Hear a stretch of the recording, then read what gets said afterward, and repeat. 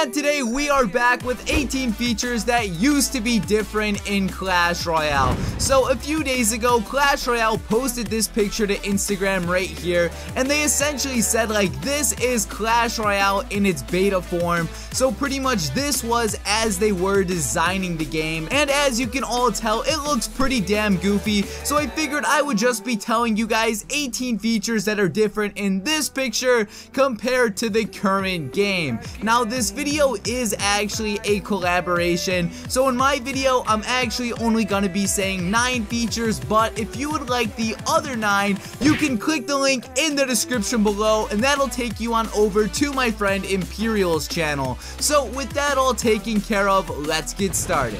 The very first change we will be looking at is when it comes to the king towers. So as you're looking at them, they aren't even towers, they're just really big wizards. And the second change is coming to the king towers as well, but their health bar actually shows from the very beginning of a battle. So if you're looking at the timer, like only 15 seconds has passed, no one has done any damage yet, but you can still see how much health is remaining on the king tower.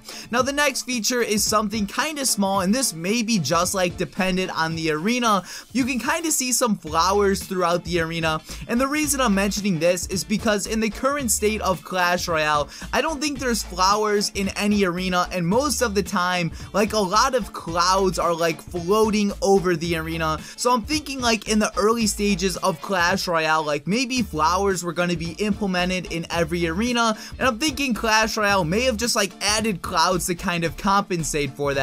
Now the next change is coming to the enemy goblins, and I don't notice like any changes with the goblins in particular, but if you're looking at their level, instead of it being like red around the 3, the little square is actually purple. So if you're playing Clash right now, all of the enemy troops are red, but in the beta everything is purple. And another thing I noticed about the levels is like the little level box kind of looks dull. Like if you're looking at the numbers, it's not like a clear, crisp outline. Like I'll compare like this version to the current version of Clash, and hopefully you can see what I mean by like when I say it's dull. Like the number just doesn't look super defined. Now after this is actually one change I'm upset about, because this should be in the current version of the game, but if you're looking at the knight, he has shoulder pads or like arm pads, and I think he looks like really awesome. And again, in the current stage of Clash, he just kind of has like regular shoulders, but these shoulder pads really do look amazing.